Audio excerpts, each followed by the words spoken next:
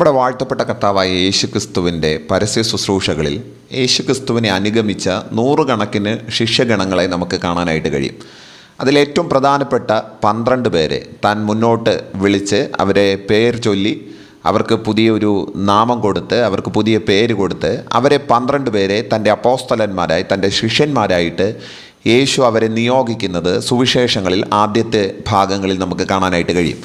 മുന്നോട്ട് പോകുമ്പോഴത്തേക്കും മറ്റൊരു കൂട്ടരെ 70 പേരെ തിരഞ്ഞെടുത്ത് അവർക്കും പ്രത്യേകമായിരിക്കുന്ന ദൗത്യങ്ങളും അധികാരവും ഒക്കെ കൊടുത്ത് യേശു തൻ്റെ ശിഷ്യഗണങ്ങളുടെ മറ്റൊരു വൃന്ദത്തെ ഉപയോഗിക്കുന്നത് അല്ലെങ്കിൽ വളർത്തിയെടുക്കുന്നത് നമുക്ക് കാണാനായിട്ട് കഴിയുകയാണ്. ഇങ്ങനെ യേശുക്രിസ്തുവിൻ്റെ ശിഷ്യന്മാരെ പൊതുവെ 3 തട്ടിലായിട്ട് നമുക്ക് തരംതിരിക്കാനായിട്ട് കഴിയും. 70 പേരുടെ ഒരു സംഘത്തെ നമുക്ക് കാണാനായിട്ട് കഴിയും, 12 പേരുടെ ഒരു സംഘത്തെ നമുക്ക് കാണാനായിട്ട് കഴിയും. ഈ 12 പേരുടെ ഉള്ളിൽ തന്നെ 3 പേരടങ്ങുന്ന ഒരു അന്തർവൃത്തമുണ്ടായിരുന്നു എന്ന് നമുക്ക് കാണാനായിട്ട് കഴിയും. ഇങ്ങനെ 3 തട്ടുകളിലായിട്ടാണ് യേശുക്രിസ്തുവിൻ്റെ ശിഷ്യന്മാരെ നമുക്ക് പരിഗണിക്കാനായിട്ട് കഴിയുന്നത്. എന്നാൽ യേശുക്രിസ്തുവിൻ്റെ ഐഹിക ശുശ്രൂഷയ്ക്കകത്ത് തൻ്റെ 3.5 കൊല്ലത്തെ ഭൂമിയിലെ അവിടുത്തെ ശുശ്രൂഷകൾക്ക് ഇത്രയും ശിഷ്യന്മാർ മാത്രമല്ല, യേശുവിൻ്റെ കൂടെ സന്തത സഹചാരികളായി നടന്ന 100 കണക്കിന് ആൾക്കാർ മറ്റൊരു കൂട്ടമായിട്ട് നമുക്ക് കാണാനായിട്ട് കഴിയുന്നുണ്ട്. എന്നാൽ അവരുടെ ആരുടെയും പേരോ അവരുടെ ആരുടെയും സ്ഥലമോ അല്ലെങ്കിൽ അവരുടെ അപ്പൻ്റെയോ അമ്മയുടെയോ കുടുംബത്തിൻ്റെയോ ഒന്നും പേര് സുവിശേഷങ്ങളിലെങ്ങും പറഞ്ഞു കാണുന്നത് നമുക്ക് കാണാനായിട്ട് കഴിയുന്നില്ല. യേശുക്രിസ്തുവിൻ്റെ ശുശ്രൂഷകളിൽ സ്ത്രീകളായിരിക്കുന്ന ശിഷ്യഗണങ്ങളെ നമുക്ക് കാണാനായിട്ട് കഴിയും. അപ്പോൾ തന്നെ പുരുഷന്മാരെയും നമുക്ക് ധാരാളമായിട്ട് കാണാനായിട്ട് കഴിയുകയാണ്. അപ്പോസ്തല പ്രവൃത്തി 1-ാമത്തെ അധ്യായത്തിൽ വരുമ്പോൾ ഏറ്റവും പ്രധാനപ്പെട്ട ഒരു സംഗതി അവിടെ നടക്കുന്നത്, യേശുക്രിസ്തുവിൻ്റെ 12 ശിഷ്യന്മാരിൽ തിരഞ്ഞെടുക്കപ്പെട്ട ഒരുവനായിരുന്നു യൂദ. അവൻ മരിച്ചുപോയ ഒഴിവിലേക്ക് മറ്റൊരാളെ കൊണ്ടുവരുന്ന ഒരു ചിത്രം നമുക്ക് 1-ാമത്തെ അധ്യായത്തിൽ കാണാനായിട്ട് കഴിയുകയാണ്. വളരെ രസകരമായിരിക്കുന്ന, വളരെ കൗതുകം നിറഞ്ഞ, അപ്പോൾ തന്നെ ഒരുപാട് ആത്മീക ചിന്തകൾ നിറഞ്ഞു നിൽക്കുന്ന ഒരു അനുഗ്രഹിക്കപ്പെട്ട ഒരു സംഭവമാണ് അവിടെ നടക്കുന്നത്. യേശുക്രിസ്തു ഉയർത്തെഴുന്നേറ്റ് സ്വർഗാരോഹണം ചെയ്ത് പത്രോസിൻ്റെയും കൂടെയുള്ള ശിഷ്യന്മാരുടെയും ഒപ്പം 120 പേർ മാളിക മുറിയിൽ പ്രാർത്ഥിച്ചു കൊണ്ടിരിക്കുമ്പോഴാണ് ഇങ്ങനെ ഒരു സംഭവം അവിടെ അരങ്ങേറുന്നത്. അവിടെ പത്രോസ് എഴുന്നേറ്റ് തൻ്റെ ശിഷ്യന്മാരോട്, സ്നേഹിതന്മാരോട് പറയുകയാണ്, നമ്മുടെ കൂട്ടത്തിൽ എണ്ണപ്പെട്ട ഒരുത്തനുണ്ടായിരുന്നു യൂദ. അവൻ മരിച്ചുപോയ ഒഴിവിലേക്ക് അവൻ്റെ അധ്യക്ഷ സ്ഥാനം മറ്റൊരുത്തന് കിട്ടേണ്ടതിന് യേശുക്രിസ്തുവിൻ്റെ സ്നാനം മുതൽ യോഹന്നാൻ്റെ കൈക്കീഴിൽ യേശുക്രിസ്തു സ്നാനമേറ്റ് സ്വർഗാരോഹണം ചെയ്യുന്നത് വരെ യേശുക്രിസ്തുവിൻ്റെ കൂടെ നടന്ന ശിഷ്യന്മാരിൽ ഒരാൾ ആ സ്ഥാനത്തേക്ക് വരേണ്ടതിന് നാം ഒരാളെ തിരഞ്ഞെടുക്കാനായിട്ട് പോകുന്നു എന്ന് പത്രോസ് പറയുകയാണ്. അവിടെ 2 പേരെ പിടിച്ച് മുന്നിലേക്ക് കൊണ്ടുവരുന്നത് നമുക്ക് കാണാനായിട്ട് കഴിയും. അതിലൊന്ന് യുസ്തോസ് എന്ന മറുപേരുള്ള യോസഫ് എന്ന് പറയുന്ന ഒരു ശിഷ്യനും അപ്പോൾ തന്നെ മത്യാസ് എന്ന് പറയുന്ന മറ്റൊരു ശിഷ്യനും. ഇങ്ങനെ 2 പേരെയാണ് മുന്നിലേക്ക് കൊണ്ടുവരുന്നത്. ഇവരെ മുന്നിലേക്ക് കൊണ്ടു നിർത്തുമ്പോഴത്തേക്കും പത്രോസ് പറയുന്ന ആ വാക്ക് ഒരിക്കൽ കൂടി ഞാൻ പറയുന്നു, യേശുക്രിസ്തുവിൻ്റെ സ്നാനം മുതൽ യേശുക്രിസ്തു സ്വർഗാരോഹണം ചെയ്യുന്നത് വരെ കൂടെ നടന്ന ശിഷ്യന്മാരിൽ ഒരാൾ വേണം ഈ സ്ഥാനത്തേക്ക് വരാനായിട്ടുള്ളത്. ആ അപ്പോസ്തലത്തിലേക്ക് വരാൻ അല്ലെങ്കിൽ ആ അധ്യക്ഷ സ്ഥാനത്തേക്ക് വരാനുള്ള ക്രൈറ്റീരിയ, മാനദണ്ഡം എന്ന് പറയുന്നത് യേശുക്രിസ്തുവിൻ്റെ സ്നാനം മുതൽ യേശുക്രിസ്തു സ്വർഗാരോഹണം ചെയ്തതുവരെ കൂടെ നടന്ന ശിഷ്യന്മാരിൽ ആരെങ്കിലും ഒരാളായിരിക്കണം ആ സ്ഥാനത്തേക്ക് വരേണ്ടതായിട്ടുള്ളത്.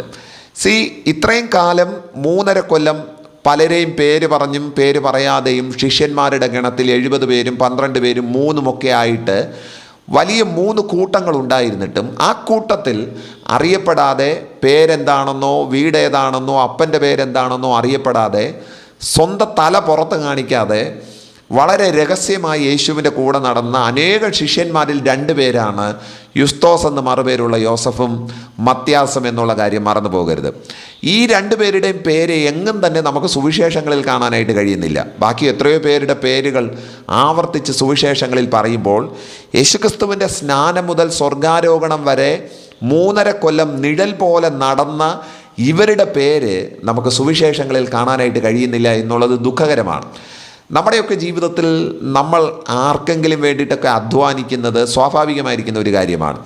നമ്മൾ വോളണ്ടറി ആയിട്ട് ചെയ്യുന്ന ഒരുപാട് കാര്യങ്ങൾ ഉണ്ടായേക്കാം. പക്ഷേ എങ്കിൽ പോലും അതിൻ്റെ പുറകിലത്തെ ഒരു മോട്ടീവ് എന്ന് പറയുന്നത്, ഒരു മോട്ടോ എന്ന് പറയുന്നത്, നാം ഈ ചെയ്യുന്നത് ഞാനാണിത് ചെയ്തതെന്ന് 10 പേര് അറിയണമെന്നുള്ള ഒരു സ്വാർത്ഥമായിരിക്കുന്ന ഒരു ലക്ഷ്യം മനുഷ്യരായി ജനിച്ചിരിക്കുന്ന എല്ലാവരുടെയും ഉൾത്തടത്തിലുണ്ട്.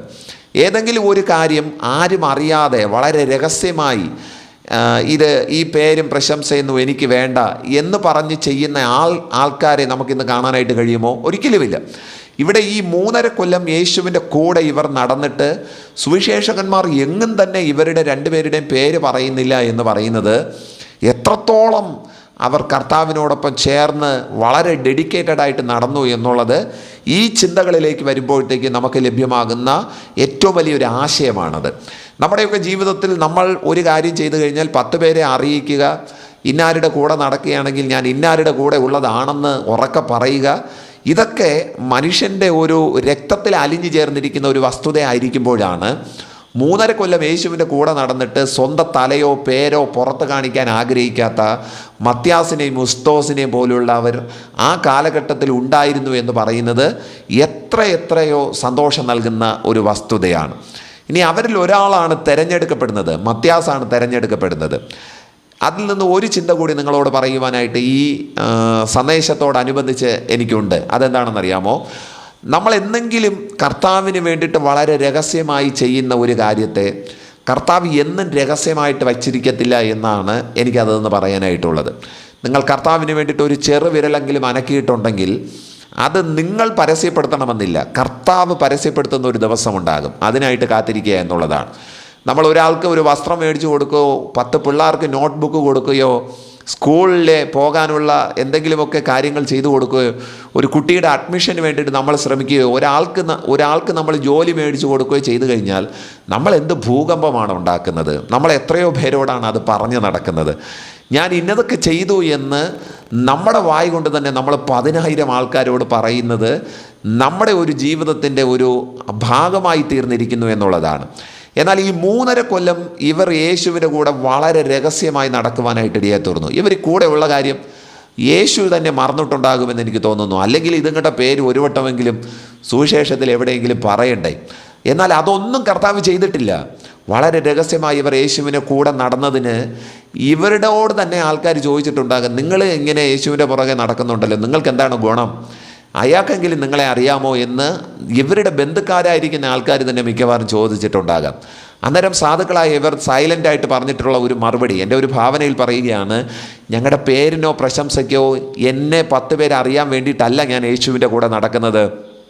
അവനിലാണ് സത്യജീവൻ്റെ വഴികൾ, നിത്യജീവൻ്റെ മൊഴികൾ അവനിലാണ് ഉള്ളതെന്ന് തിരിച്ചറിഞ്ഞിട്ടാണ് ഞങ്ങൾ അവൻ്റെ പുറകെ നടക്കുന്നത്.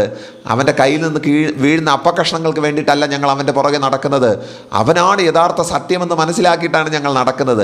അവർ യേശുവിൻ്റെ പുറകെ നടന്നത് പേരിനോ പ്രശംസയ്ക്കോ പദവികൾക്കോ അംഗീകാരങ്ങൾക്കോ വേണ്ടിയിട്ടായിരുന്നില്ല, മറിച്ച് യേശുവിനെ വാസ്തവമായി സ്നേഹിച്ച് അവൻ്റെ പാത പിൻപറ്റിയ 2 പേരെയാണ് ഇപ്പോൾ പത്രോസ് മുന്നിലോട്ട് കൊണ്ട് നിർത്തിയിരിക്കുന്നതെന്നുള്ള കാര്യം മറന്നു പോകരുത്. അതിലൊരാൾ തിരഞ്ഞെടുക്കപ്പെടുന്നത് വളരെ സന്തോഷകരമായിരിക്കുന്ന ഒരു വസ്തുതയാണ്. ഇന്ന് ഈ ദൈവവചനം കേൾക്കുമ്പോൾ ഞാൻ നിങ്ങളോട് സ്നേഹത്തോടു കൂടെ പറയുകയാണ്, നിങ്ങളിങ്ങനെ നിശബ്ദമായി ആരും അറിയാതെ പുറകെ നടക്കുന്നത് അതൊക്കെ പുറത്തു കൊണ്ടുവന്ന് ദൈവം പ്രദർശിപ്പിക്കുന്ന ഒരു ദിവസമുണ്ട്. നിങ്ങൾ ചെയ്ത കാര്യത്തെ ദൈവം ഉറക്കെ പറഞ്ഞ് നിങ്ങളെ അഭിനന്ദിക്കുന്ന ഒരു ദിവസമുണ്ട്. നിങ്ങൾ ഇങ്ങനെ കൂടെ ഉണ്ടായിരുന്നത് 10 പേര് അറിയത്തക്കവണ്ണം ദൈവം കാര്യങ്ങളെ തിരിക്കുന്ന ഒരു ദിവസം വരാനായിട്ട് പോവുകയാണ്. മത്യാസിനെ നമുക്ക് 3.5 കൊല്ലം യേശുവിൻ്റെ ശുശ്രൂഷയുടെ ഇടയിൽ എങ്ങും കാണാനായിട്ട് കഴിയുന്നില്ല. പക്ഷേ അപ്പോസ്തല പ്രവൃത്തി ആദ്യത്തെ അധ്യായത്തിൽ തന്നെ മത്യാസിൻ്റെ പേര് നമുക്ക് ഉറക്കെ കേൾക്കാനായിട്ട് കഴിയുകയാണ്. വളരെ സാവധാനം, വളരെ നിശബ്ദമായി, ആരും അറിയാതെ, ഒന്നും അറിയാത്തവരെ പോലെ, സാധുക്കളെ പോലെ, ഇങ്ങനെ ആൾക്കാർ ജീവിച്ചിരിപ്പുണ്ടോ എന്ന് പോലും തിരിച്ചറിവ് കൊടുക്കാതെ വളരെ നിശബ്ദമായി യേശുവിനെ അനുഗമിക്കുന്ന പ്രിയമുള്ളവരെ, അവന് വേണ്ടിയിട്ട് കൊച്ചു കൊച്ചു കാര്യങ്ങൾ ചെയ്യുന്ന പ്രിയമുള്ളവരെ, ഞാൻ നിങ്ങളോട് സ്നേഹത്തോടു കൂടെ പറയുന്നു, ഇതെല്ലാം കർത്താവ് കണക്കിട്ട് ഒരു ദിവസം നിങ്ങളെ പ്രദർശിപ്പിക്കുന്ന ഒരു ദിവസമുണ്ട്, മുന്നിലോട്ട് കൊണ്ടുവന്ന് ഉയർത്തി നിർത്തുന്ന ഒരു ദിവസമുണ്ട്. അതിന് വേണ്ടിയിട്ട് കാത്തിരിക്കാനായിട്ട് ഞാൻ നിങ്ങളോട് ഇന്ന് ഈ ദൈവവചനം കേൾക്കുന്ന മാത്രയിൽ ഞാൻ നിങ്ങളോട് ആവശ്യപ്പെടുകയാണ്. യേശു പറയുന്ന ഒരു കാര്യം, എന്നെക്കുറിച്ച് ഞാനല്ല സാക്ഷ്യം പറയേണ്ടുന്നത്, എന്നെക്കുറിച്ച് സാക്ഷ്യം പറയേണ്ടുന്നത് എൻ്റെ പിതാവാകുന്നു. എൻ്റെ പിതാവ് പറയുന്ന സാക്ഷ്യമാണ് സത്യമായിരിക്കുന്നത്. നമ്മളെക്കുറിച്ച് നമ്മളല്ല പറയേണ്ടത്, നമ്മളെക്കുറിച്ച് പറയേണ്ടത് നമ്മുടെ കർത്താവാണ്. അവൻ നമ്മളെ പ്രസിദ്ധപ്പെടുത്തുന്ന ആ ദിവസത്തിന് വേണ്ടിയിട്ട് നമുക്ക് കാത്തിരിക്കാം. മത്യാസിൻ്റെ പേരിൽ ചീട്ട് വീണതുപോലെ നമ്മുടെ പേരിൽ ചീട്ട് വീഴുന്ന ഒരു ദിവസമുണ്ട്. അതിന് വേണ്ടിയിട്ട് നമുക്ക് കാത്തിരിക്കാം. അതുകൊണ്ട് കൊച്ചു കൊച്ചു മത്സരങ്ങൾ, എവിടെയെങ്കിലും 10 പേരുടെ മുമ്പിൽ തല കാണിക്കാനുള്ള ആ ദൗത്യങ്ങളിൽ നിന്ന് മാറി നിന്നിട്ട് ചീട്ട് വീഴുന്ന ദിവസം വരെ നമുക്കൊന്ന് കാത്തിരിക്കാൻ തയ്യാറാകാം. കർത്താവ് നമ്മളെ ലജ്ജിപ്പിക്കത്തില്ല. കർത്താവിന് വേണ്ടി നിങ്ങൾ ചെയ്യുന്ന ഓരോ പ്രയത്നത്തിനും ഓരോ പ്രവൃത്തികൾക്കും തക്ക പ്രതിഫലം നൽകുന്ന ഒരു കർത്താവാണ്. നിങ്ങളുടെ മറ്റുള്ളവരുടെ മുമ്പിൽ ആദരിക്കാൻ കർത്താവിന് ഉദ്ദേശമുണ്ട്. നമ്മുടെ പേരിന് ചീട്ട് വീഴുന്ന ദിവസത്തേക്ക് വേണ്ടി നമുക്ക് കാത്തിരിക്കാം. ഈ വചനങ്ങളാൽ കർത്താവ് നമ്മെ ഓരോരുത്തരെയും അനുഗ്രഹിക്കട്ടെ. ആമേൻ.